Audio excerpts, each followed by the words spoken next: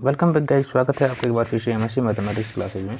दोस्तों, आज अपन MSc maths previous year के लिए पढ़ रहे हैं। काफ़ी दिनों के बाद अपन एक बार फिर से जो है क्लासों को जब स्टार्ट कर रहे हैं और आज से जो क्लासें वो आपकी रेगुलर रहने वाली हैं। इससे पहले मैंने आपको एमएससी मैथ्स प्रीवियस ईयर के लिए जो अपना फर्स्ट पेपर है अलजेब्रा, उसके बारे में मैंने जो है आपको पढ़ा दिया है। ओके, और उसमें हमने यूनिट 5 जो है वो पूरी तरीके से कंप्लीट कर ली है। अकॉर्डिंग टू सिलेबस को देखते हुए अगर अब मैं बात करूं यहाँ पे, तो अपन यहाँ पे इस पेपर से 2 यूनिट और करने वाले हैं। जैसे ही अपन 2 यूनिट कवर कर लेंगे तो अपना 100% सिलेबस जो है वो कवर हो जाएगा। यानी कि अगर आप एक पेपर में कम से कम 3 यूनिट पढ़ लेते हैं तो आपका 100% का जो काम है वो हो जाएगा। हालांकि पेपर आपका 60% का ही आने वाला है, लेकिन आपका जो परसेंटेज लेवल पर अगर मैं बात करूं तो 100% कवर हो जाएगा। यानी कि आप कोई भी 3 यूनिट पढ़िए और आप 100% मार्क्स जो वो यहाँ से ला सकते हैं। यानी कि आप 60 में से 60 नंबर जो है वो ला सकते हैं। और फिर इनका जो नंबर देने का जो तरीका होगा वो ये होगा कि आपके 60 नंबर जो हैं वो 100 नंबर के बराबर में ही होंगे। ठीक है, तो शुरुआत करते हैं यूनिट फर्स्ट से। और यूनिट फर्स्ट में जो है वो हमारा सबसे पहले यूनिट फर्स्ट में हम सेट्स के बारे में पढ़ेंगे। सेट्स क्या होते हैं उन सभी चीज़ों के बारे में जानेंगे। ओके, और अलजेब्रा है पेपर का नाम। तो अलजेब्रा एक्चुअल में होती क्या है, मेन चीज़ तो ये है कि अलजेब्रा होती क्या है। तो जैसे जैसे मैं अगर अलजेब्रा की बात करता हूँ यहाँ पे, तो अलजेब्रा जो है वो क्या होती है, मतलब एक तरीके से अपन क्या बोल सकते हैं कि एक स्ट्रक्चर में अगर किसी चीज़ को पढ़ा जाए तो वो क्या होती है, अलजेब्रा होती है। अगर मैं इसके डेफिनेशन की बात करूँ तो क्या कह सकते हैं अपन इसको, study of algebraic structure is known as algebra. Okay, मतलब स्ट्रक्चर के अकॉर्डिंग अगर चीज़ को अपन पढ़ रहे हैं तो वो क्या कहलाएगी, अलजेब्रा कहलाएगी। तो यहाँ पर अपन सबसे पहले शुरुआत करते हैं सेट्स के बारे में। जैसा कि आपने बीएससी में पढ़ा होगा, सेट्स क्या होते हैं, ग्रुप्स क्या होते हैं, सब ग्रुप्स क्या होते हैं, इन चीज़ों के बारे में। तो थोड़ा सा उन चीज़ों को रिवाइज कीजिए, रिकॉल कीजिए अपने माइंड में, और मैं थोड़ा बहुत यहाँ पे आपको समझाने की कोशिश कर रहा हूँ। देखिए सेट्स क्या होते हैं। सेट्स को अपन कुछ इस तरीके से डिफाइन कर सकते हैं, the collection of well defined object is an non sets. मतलब एक ऐसा कलेक्शन जिसको अपन डिफाइन कर सकें वो क्या कहलाता है, एक सेट्स कहलाता है। और सेट्स के लिए कंडीशंस होती हैं। क्या कंडीशन होती है, पहली कंडीशन ये होती है कि सेट जो होता है उसमें ऑर्डर का जो है वो कोई इंपॉर्टेंस नहीं होता है। दूसरी ये होती है सेट उसमें कि कोई भी जो एलिमेंट है वो रिपीट नहीं होना चाहिए। ये सेट्स की कंडीशंस होती हैं। ठीक है, यहाँ पे आप इन चीज़ों को देख पा रहे होंगे। ये जो मैं आपको बता रहा हूँ, ये 2 कंडीशंस को अगर कोई चीज़ फॉलो कर लेता है तो वो क्या कहलाएगा, एक सेट्स कहलाएगा। जैसे मैं आपकी क्लास की यहाँ पे बात करता हूँ। जैसे आपकी कोई क्लास है, ओके, आपकी क्लास में कुछ स्टूडेंट्स हैं, तो उन स्टूडेंट्स जो आपके स्टूडेंट क्लास में हैं, जितने भी हैं, 30 हैं, 35 से 50 है, जो भी आपके स्टूडेंट आपकी क्लास में हैं, उनको वो क्या है, एक तरीके से उसको अपन एक सेट बोल सकते हैं। ठीक है, लेकिन उसमें होना क्या है, उसमें ये होना चाहिए कि अगर मैं न्यूमेरिकल अकॉर्डिंग बात करूँ, न्यूमेरिकल एबिलिटी के अकॉर्डिंग अगर बात करूँ, तो उसमें एक नंबर जो है वो 2 बार नहीं आना चाहिए। ठीक है, समझ रहे हैं आप, यानी कि एक रोल नंबर जो है वो दोबारा नहीं हो सकता है। अल्फ़ाबेट के अकॉर्डिंग अगर मैं बात करता हूँ तो वो हो सकता है कि जैसे किसी बच्चे के 2 नाम मिल जाएँ आपको, सॉरी, किन्हीं 2 बच्चों का एक जैसा नाम मिल जाए आपको, ये हो सकता है। ओके, लेकिन न्यूमेरिकल एबिलिटी के अकॉर्डिंग सिर्फ नंबर एक बार ही काउंट किया जाएगा। तो इसका मतलब क्या है, इसका मतलब ये है कि वो रिपीट नहीं हो रहा है। इसीलिए आपको जब भी क्लास में जाते हैं आप, तो आपको रोल नंबर प्रोवाइड किए जाते हैं कि ये आपका रोल नंबर है, ये आपका रोल नंबर है। तो आपके जो क्लास के जितने भी सदस्य हैं वो क्या कहलाएंगे, एक सेट्स कहलाएंगे। ओके, आप इसको इतना नॉर्मली लैंग्वेज में समझ सकते हैं। सेट्स जो हैं वो कई टाइप के होते हैं। जैसे मैं बात करूँ एम्प्टी सेट के बारे में, नल सेट्स के बारे में, वॉइड सेट के बारे में, और फाइनाइट सेट के बारे में। ठीक है, तो इनकी डेफिनेशन जो है वो अपन जैसे जैसे इनकी का यूज करेंगे उसके अकॉर्डिंग मैं आपको बताता जाऊंगा। फिलहाल यहाँ पे एम्प्टी सेट और नल सेट जो है उनका एक ही मतलब है। यहाँ पे जो एम्प्टी सेट है वो जो नल सेट है इसका एक ही मतलब है।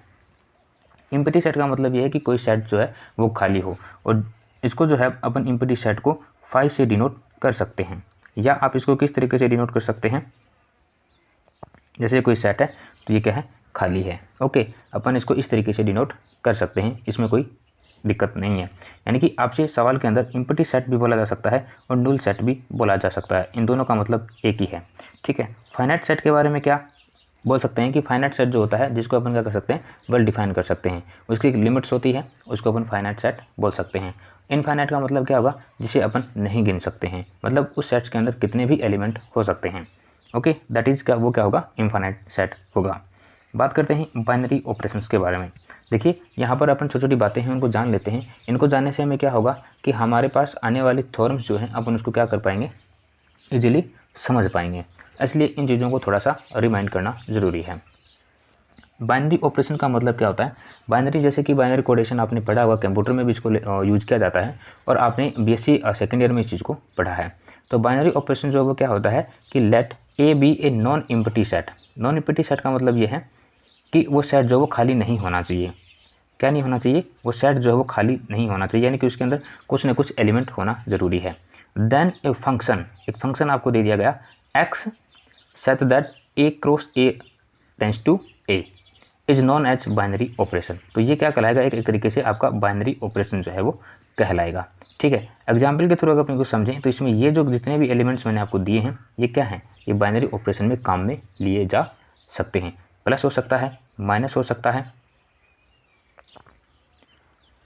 मल्टीप्लाई हो सकता है, डिवाइड हो सकता है, डॉट प्रोडक्ट हो सकता है, डॉट हो सकता है, माइनस कोडेशन हो सकता है। ओके, इस तरीके से अपन क्या करेंगे, इनको यूज में ले सकते हैं।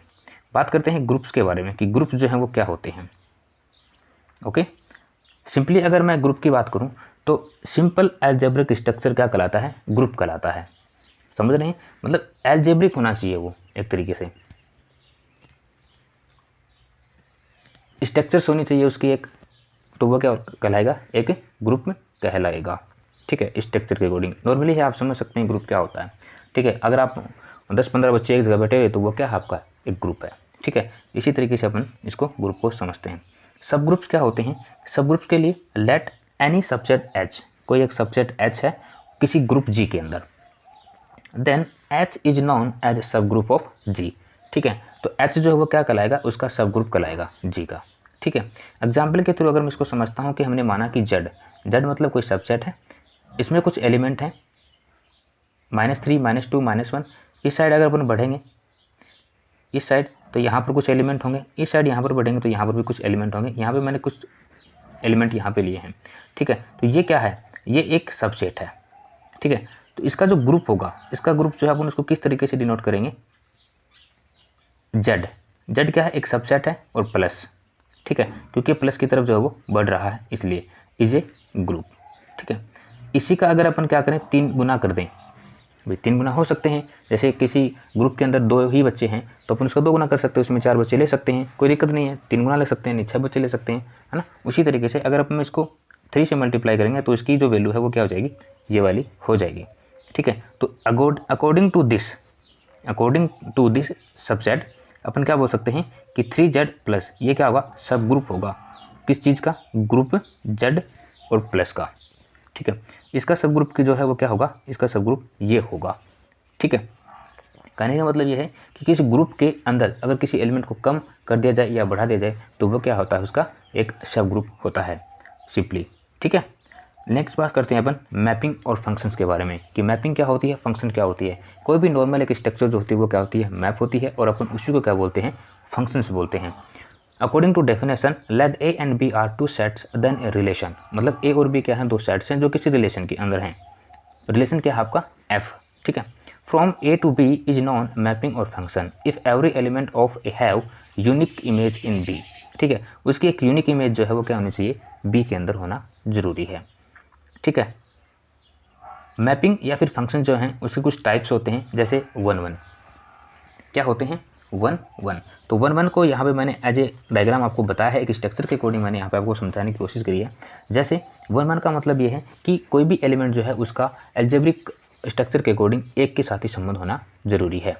ठीक है, अदरवाइज वो क्या हो जाएगा, एक स्ट्रक्चर जो है वो यहाँ पे नहीं देखने को मिलेगी। जैसे ये 1 है तो इसका एक के साथ ही संबंध है, 2 का बी के साथ संबंध है, 3 का सी के साथ संबंध है, यानी कि किसी एक फंक्शन के साथ ही उसका क्या होना चाहिए, रिलेशन होना चाहिए। यहाँ पे जैसे अपन नेक्स्ट एग्जांपल की बात करते हैं तो यहाँ पर अगर आपके पास 3 एलिमेंट है तो उनका अगले 3 के साथ ही संबंध होगा, रिलेशन होगा, अन्य के साथ नहीं होगा। तो यहाँ पर जो डी है वो क्या हो जाएगा, फ्री हो जाएगा। ठीक है, डी के साथ इन तीनों का कोई रिलेशन नहीं होगा, सिर्फ और सिर्फ क्या होंगे, ये एक तरीके से सिंपल ही एक के साथ एक का रिलेशन यहाँ पे बनेगा। ठीक है, नेक्स्ट यहाँ पे अगर बात करते हैं तो यहाँ पे एक चीज़ जो आप देख रहे होंगे, जैसे 1 और 2 है, तो ये जो 1 और 2 है ये इन 2 के साथ जो है वो रहना चाहता है, इस ए के साथ रहना चाहता है। 1 और 2 है वो एक ए के साथ रहना चाहते हैं, बट ये संभव नहीं है क्योंकि एक के साथ सिर्फ एक ही रह सकता है, स्पेशल कंडीशंस में ऐसा होगा। ठीक है, और 3 जो है वो बी के साथ रहेगा। ठीक है, तो ये संभव नहीं है। ये संभव कब होता, अगर 1 जो है वो ए के साथ रहता और 2 जो है वो बी के साथ रहता, तो ही 1 की कंडीशंस को सेटिस्फाई करता, अदरवाइज ये नहीं करेगा। इसलिए ये वाली जो कंडीशन है ये क्या हो जाएगी, गलत हो जाएगी। 1 के अकॉर्डिंग ये गलत हो जाती है। मैनी 1 के अकॉर्डिंग जो है वो ये वाली जो कंडीशन है ये सही है, मैनी 1 के अकॉर्डिंग ये सही होगी। ठीक है, नेक्स्ट बात करते हैं मैनी 1 की। तो मैनी 1 जो है इसके अकॉर्डिंग क्या होगा, बहुत सारे एलिमेंट्स जो हैं उनका किसी एक एलिमेंट के साथ जो है वो रिलेशन हो सकता है। ठीक है, जैसे यहाँ पे आप देखेंगे, ठीक है, जैसे यहाँ पर आप देखेंगे मैनी 1 के अकॉर्डिंग, तो ये जो एलिमेंट है, ठीक है, ये जो एलिमेंट है जैसे 1 और 2 ये एलिमेंट है, इनका सिर्फ ए के साथ में रिलेशन है। ठीक है, ये बी जो है इसका इस 3 के साथ में रिलेशन है, तो एक का बहुत सारों का एक के साथ रिलेशन जो है वो भी हो सकता है। ठीक है, इसी प्रकार ये 1 2 है और ये 3 है, इसका ए के साथ में रिलेशन है, और 4 का जो है सिर्फ इस बी के साथ में रिलेशन है। ये और तरीके से भी बन सकते हैं। जैसे अगर मैं इसकी स्ट्रक्चर की बात करूं तो कैसे हो सकता है, जैसे ये 3 2 3 और 4 जो है ये इसी के साथ में भी कॉन्टेक्ट में हो सकते हैं, तीनों एक के साथ में रह सकते हैं। ठीक है, 2 और 3 जो है ये इस बी के साथ में भी रह सकते हैं। मतलब कई तरीके से आप समझ गए होंगे, इनका जो स्ट्रक्चर फॉर्मेट है वो आप जान चुके हैं। ओके, अब अपन बात कर लेते हैं होमोमॉर्फिज्म के बारे में। होमोमॉर्फिज्म क्या होता है इसको ध्यान से समझना है। होमोमॉर्फिज्म का मतलब होता है समाकारिता। आपने हिंदी मीडियम में अगर कोई स्टूडेंट रहा है तो समाकारिता होमोमॉर्फिज्म को बोलते हैं। देखिए हिंदी मीडियम वाले जो स्टूडेंट हैं उनके लिए अब जब आप एमएससी कर रहे हैं तो आपको थोड़ी सी प्रॉब्लम जो है वो क्रिएट होंगी। ठीक है, और हिंदी मीडियम वाले जो बच्चे हैं वो इंग्लिश मीडियम में जल्दी ही इंप्रूवमेंट कर जाते हैं, जबकि इंग्लिश मीडियम वाले जो वो हिंदी मीडियम में आते टाइम में उनको बहुत ज़्यादा मशक्कत करनी पड़ती है। उनको हिंदी मीडियम जो इतना जल्दी समझ नहीं आता है, तो हिंदी मीडियम वाले जो वो नाराज़ ना हो, निराश ना हो कि भाई हम जो हैं वो क्या कर रहे हैं, अभी हमें एमएससी जो है वो इंग्लिश मीडियम से करनी पड़ेगी। तो ऐसा कुछ नहीं है, डोंट वरी। हिंदी मीडियम वाले बच्चों की एक खास बात होती है कि वो जल्दी ही किसी भी सांचे में ढल जाते हैं। ओके, जबकि इंग्लिश मीडियम वाले उनको ये प्रॉब्लम होती है। और इसका अगर आपको टेस्ट लेना है तो आप क्या करेंगे, आपके पास छोटे बच्चे होंगे 9th क्लास के, 8th क्लास के, यहाँ तक कि 7th क्लास के। ठीक है, और इससे छोटे वाले हैं उनमें तो ये प्रॉब्लम होती है, लेकिन मैं 9th क्लास तक के बच्चों को ये बात बोल रहा हूँ। उनका स्ट्रक्चर जो है इंग्लिश मीडियम वालों का, उनको ये है कि अगर आप उनसे ये पूछ लेना कि 5 कितना होता है, वो नहीं बता पाएंगे। अगर आप उनको ये बोल लेते हैं कि 29 कितना होता है, 39 कितना होता है, 55 कितना होता है, वो नहीं बता पाते हैं। उनको इंग्लिश में ही बताना पड़ेगा, what is the number of 29, what is the number of 39, 55, इस तरीके से उनको बताना पड़ता है। ठीक है, तो ये दिक्कत इंग्लिश मीडियम वाले बच्चों के साथ होती है, बट कोई नहीं, ज़माना इंग्लिश का चल रहा है तो वो अपनी जगह सही हैं, और हिंदी मीडियम वाले जो हैं वो भी अपनी जगह सही हैं। ठीक है, तो हम जानते हैं होमोमॉर्फिज्म के बारे में, यानी कि समाकारिता के बारे में। देखिए होता क्या है कि हमारे पास एक ग्रुप है, ग्रुप का नाम क्या है, जी एंड जी डैश। ठीक है, ये हमारे पास 2 ग्रुप हैं, जी एंड जी डैश। इसमें एक फंक्शन जो है वो होगा फाई। ठीक है, फाई सच दैट जी से G dash is homomorphism is A B belong to G, यानी कि कुछ एलिमेंट होंगे ए और बी, सी भी हो सकता है, डी भी हो सकता है, कितने भी एलिमेंट हो सकते हैं, लेकिन वो किसी ग्रुप जी के अंदर होंगे। तब phi A star B equal to phi A phi B, यानी कि हम इसको किस तरीके से लिख सकते हैं, इस तरीके से लिख सकते हैं। इस चीज़ को आपको ध्यान में रखना है। ये होमोमॉर्फिज्म यानी कि समाकारिता की डेफिनेशन है। ठीक है, अब जो समाकारिता जो होती है वो लगभग 4 प्रकार की होती है। हालांकि यहाँ पर इनको और भी सब ग्रुप्स में बांटा गया है, लेकिन मोस्टली अपन यहाँ पे 4 ही बातों में, 4 ही चीज़ों के बारे में पढ़ेंगे। ठीक है, थोड़ा सा पेशेंस बनाए रखें, 2-4 मिनट की क्लास और बची अपनी, उसके बाद में इस क्लास को यहीं पे रोकेंगे। ओके, देखिए मोनोमॉर्फिज्म। मोनोमॉर्फिज्म का मतलब क्या होता है, एककी। आपने नाम पढ़ा होगा एककी, है ना, एककी समाकारिता, हिंदी मीडियम वाले बच्चे, है ना, तो उसी को क्या बोलते हैं, मोनोमॉर्फिज्म बोलते हैं। तो एक जो मॉर्फिज्म है एक मॉर्फिज्म है क्या, फाई जी से जी डैश विद 1 1, यानी कि उसका क्या होना चाहिए 1 1 वाली जो कंडीशंस है, यानी हमारा जो मैप है, हमारा जो फंक्शन है, वो अगर 1 1 वाली कंडीशंस को फॉलो करता है, ठीक है, तो वो क्या कहलाएगी, एक की समकारिता कहलाएगी, यानी कि मोनोमॉर्फिज्म कहलाएगी। दूसरा है एपीमॉर्फिज्म। एपीमॉर्फिज्म का मतलब होता है, क्या होता है एपीमॉर्फिज्म,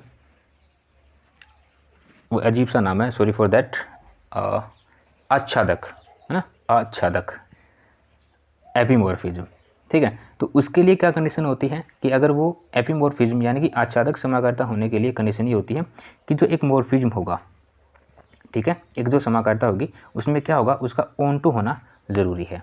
क्या होना ज़रूरी है, ऑन टू होना ज़रूरी है। अब ये मैंने ऑन टू तो आपको बताया नहीं कि ये क्या होता है मैपिंग के अकॉर्डिंग, तो ऑन टू वही होता है जो मैनी वन की जो कंडीशंस को फॉलो करती है, वही ऑन टू होता है। यानी कि मैंने अभी जस्ट आपको ऊपर एक कंडीशन बताई थी, यहाँ पे मैं आपको दोबारा ले चलता हूँ उस कंडीशन के पास में। ये वाली जो मैंने कंडीशन बताई, यानी कि कोई भी फंक्शन अगर इस चीज़ को फॉलो करेगा तो वो ऑन टू वाला कंडीशंस भी फॉलो करेगा एक मैप के अंदर, एक फंक्शन के अंदर, ठीक है। इस चीज़ को आपको क्या करना है, ध्यान में रखना है। नेक्स्ट है आइसोमॉर्फिज्म। तो आइसोमॉर्फिज्म का मतलब क्या होता है, आइसोमॉर्फिज्म का मतलब होता है तुल्यकारिता, तुल्यकारिता, तुल्यकारिता समकारिता, ओके। तो इसी को क्या बोलते हैं अपन, आइसोमॉर्फिज्म होता है। तो इसके लिए स्पेशल कंडीशन क्या होगी, इसके लिए स्पेशल कंडीशन ये होगी कि कोई जो ग्रुप होंगे जी और जी डैश के अंदर, ठीक है, जो मॉर्फिज्म होगा उसमें हमें इन दो कंडीशंस को, 1 1 की कंडीशन को और ऑन टू की कंडीशन को जो फॉलो करेगा वो आइसोमॉर्फिज्म कहलाएगा। और जो आइसोमॉर्फिज्म होगा वही क्या होगा, ऑटोमॉर्फिज्म भी होगा। ऑटोमॉर्फिज्म का मतलब क्या होता है, स्वकारिता, ऑटो, ऑटो समझे ना, ऑटो, ऑटो स्वकार, सॉरी ऑटोमॉर्फिज्म, यानी कि वो स्वकारिता का जो समाकारिता होती है उसको फॉलो करेगा, ठीक है। और इनके लिए दोनों के लिए सेम ही कंडीशन जो है वो इम्प्लीमेंट होती हैं। ओके बार बच्चों, उम्मीद है कि आपको चीज़ें समझ आई होंगी। नहीं भी समझ आई हैं तो एक बार फिर से क्लास को देखिएगा, आपको जरूर समझ आ जाएंगे। उसके बाद में अपन बात कर लेते हैं कर्नल के बारे में। कर्नल क्या होता है, कर्नल जो आर्मी के मैन होते हैं वो क्या होते हैं, उनमें भी एक कर्नल होता है ना। अपन उसकी बात नहीं कर रहे हैं यहाँ पे, अपन कर्नल अकॉर्डिंग टू मैथमेटिक्स बात कर रहे हैं। तो हमने क्या माना, इसके लिए हमने माना कि लेट फाई जी से जी डैश बी ए होमोमॉर्फिज्म देन कर्नल, यानी कि होमोमॉर्फिज्म का मतलब क्या मैंने बताया आपको, समकारिता बताया, यानी कि कोई ग्रुप के अंदर कोई दो ग्रुप हैं जी और जी डैश, उसके अंदर कोई फंक्शन जो है, कोई मैप जो है, वो अगर समकारिता को प्रदर्शित करता है, बताता है, तो वो क्या कहलाएगा, एक कर्नल कहलाएगा। और कर्नल को जो है अपन कुछ इस तरीके से डिफाइन करेंगे, के ई आर, यानी कर्नल को हम के ई आर लिख सकते हैं। फाई का मतलब अपन इसको इसी तरीके से डिनोट करेंगे।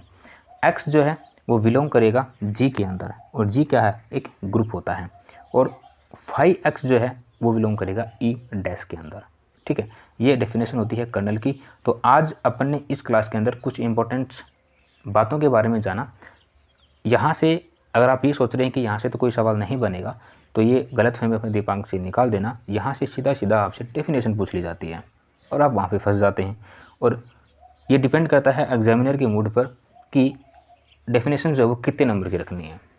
या तो एग्जामिनर दे देगा पहले ही, पेपर के अंदर आपको लिखा हुआ मिल जाएगा, पर ऐसा मोस्टली नहीं होता है कि उसमें क्वेश्चन जो है उनको डिवाइड करके दिया जाएगा कि डेफिनेशन जो है वो 2 नंबर की होगी, इसके अलावा बचा हुआ क्वेश्चन 8 नंबर का होगा। तो ऐसा नहीं है, ठीक है। और ऐसा कभी कभी हो भी जाता है। तो आपको क्या करना है, इन डेफिनेशंस को भी याद में रखना है। अगर आप इनको याद रख पाते हैं तो आगे आने वाले थ्योरम्स को अपन इजीली सॉल्व कर सकते हैं। इस यूनिट के अंदर मैं आपको लगभग 10 थ्योरम करवाऊंगा। 10 थ्योरम को करने के लिए मैं आपको 5 क्लासें इस क्लास में इस यूनिट की प्रोवाइड करवाऊंगा। लेकिन मानिए आपको एक क्वेश्चन जो है वो यहाँ से कंप्लीट मिलने वाला है, यानी कि आप 20 मार्क्स जो है वो ईजिली कैरी कर सकते हैं। ये आपके ऊपर डिपेंड करता है कि अब आप उसको किस तरीके से पढ़ेंगे, ठीक है। पढ़ना आप ही को है, मैं तो सिर्फ पढ़ा सकता हूँ। और आप सभी से एक रिक्वेस्ट ये है कि अगर आपको क्लासेस पसंद आती हैं तो प्लीज़ चैनल को सब्सक्राइब कीजिए अगर आप नए हैं तो। और अगर आप नए नहीं हैं, हमारे से पहले जुड़े हुए हैं, तो आपका बहुत बहुत धन्यवाद, दिल से थैंक यू। और अपने नए दोस्तों को जोड़िए जो एमएससी मैथ्स प्रीवियस ईयर से पढ़ना चाह रहे हैं या फिर अचानक से गलती से उन्होंने फॉर्म को सबमिट कर दिया है, तो ठीक है, उनके लिए एक अच्छा मौका है। वो भी एक अच्छे मार्क्स जो हैं वो ला सकते हैं। रेगुलर से भी अच्छे मार्क्स जो है मैं यहाँ पे उनको दिलवा सकता हूँ, पर उनको पढ़ना वैसे ही होगा जैसे मैं बता रहा हूँ, ठीक है। तो फिर मिलते हैं नेक्स्ट क्लास में, तब तक अपना ख्याल रखिए, हंसते रहिए, मुस्कुराते रहिए। थैंक यू सो मच दोस्तों।